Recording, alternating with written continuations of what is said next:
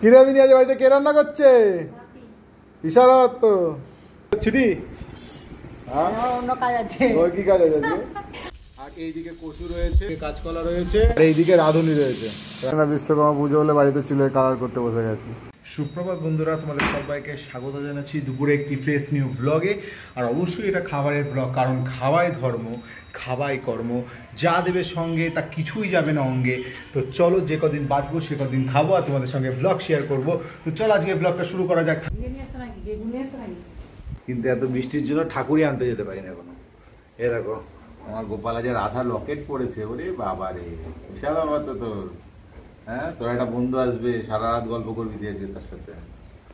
এই যে গোপালের সেবা বানানো হয়ে গেছে। আজকে শিব সোমবার, যে সোমবার, তো সবাই মিলে জল ঢালবো আজকে। মা তৃষ্ণা ঢেলে দিয়েছে, আমি স্নান টান করে ঢালবো। ঠাকুরটাকে নিয়ে আসতে হবে।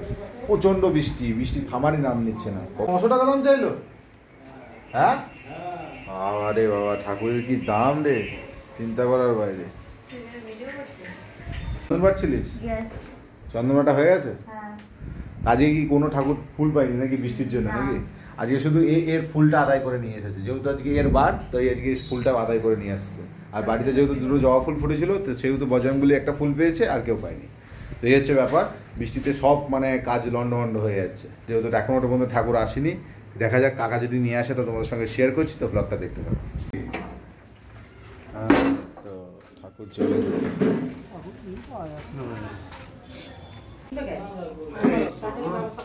ঠাকুর চলে এসছে।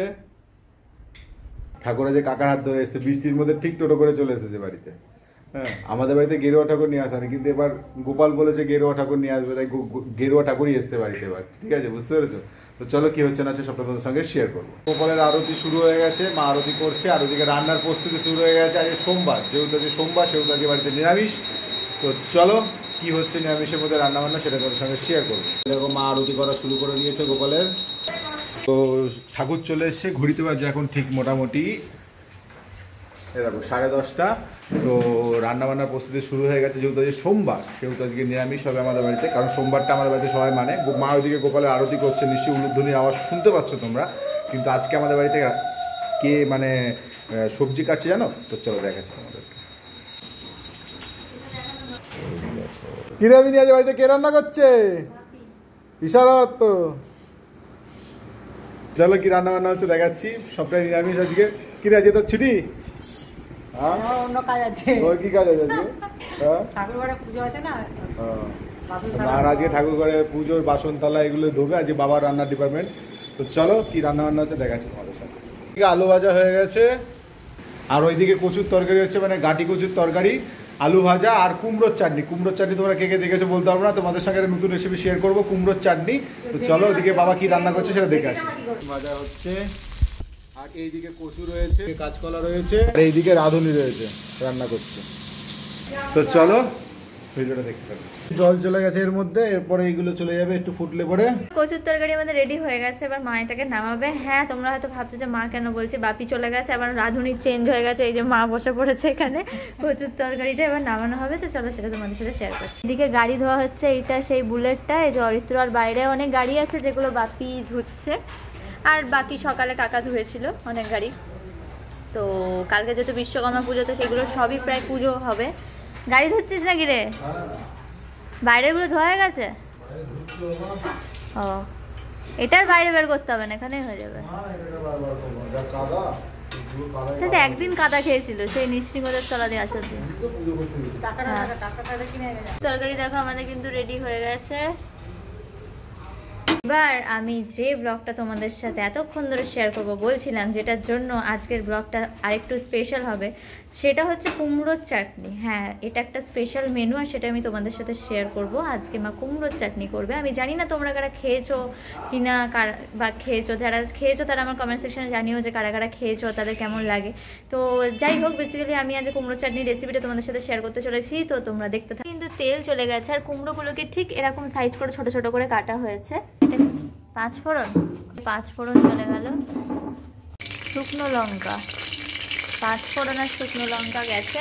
এটা কি নর্মাল চাটনির মতোই হয় মা? হ্যাঁ হ্যাঁ, আরেকভাবে করা যায়। কিভাবে? ঘষুনি দিয়ে ঘষে যেরকম আচার করে ও মানে এইটা আর কুমড়োগুলোর সাইজগুলো ছোট ছোট হবে তাই তো?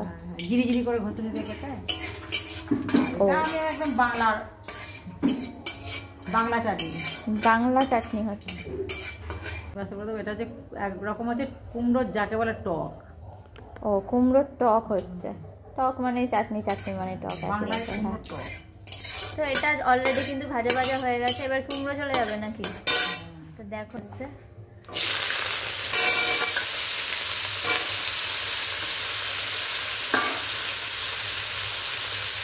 অলরেডি কিন্তু ভাজা ভাজা হয়ে এসছে। আর কতগুলো গাড়ি আছে? তো চলো কিভাবে গাড়ি ধুচ্ছে সেটা একটু তোমাদের সাথে শেয়ার করে দিই।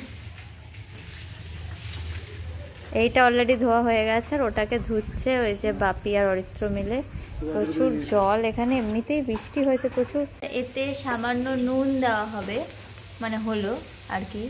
তো বৃষ্টিতে মাথা খারাপ হয়ে গেছে বৃষ্টিটার মধ্যে। দেখো এটা কিন্তু কষা কষা হয়ে গেছে, জল চলে গেল একটু।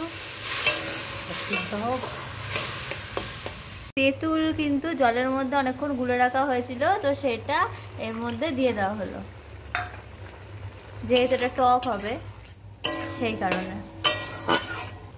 তো এরপর এর মধ্যে গুড় চলে গেল, যেহেতু আমরা চিনি খাই না তাই জন্য আমরা গুড়টা এখানে ইউজ করেছি। তোমরা যারা চিনি খাও তারা এখানে চিনি ইউজ করতে পারো। কিন্তু আমাদের রেডি হয়ে গেছে, এবার মা নামিয়ে নেবে। খুবই ইজি কিন্তু চাটনিটা করা, তোমরা কিন্তু সবাই দেখতে পেলে। এতে কিন্তু আলাদা কোনো রকম কিচ্ছু দেওয়া হয়নি, খুবই ইজি চাটনিটা। যাদের ইচ্ছা তারা বাড়িতে করে খেতে পারো। আর জানিও যে করে কেমন লাগলো খেয়ে। বিশ্বকর্মা পুজো হলে বাড়িতে চুলে কালার করতে বসে গেছি। কিন্তু নেমে গেল।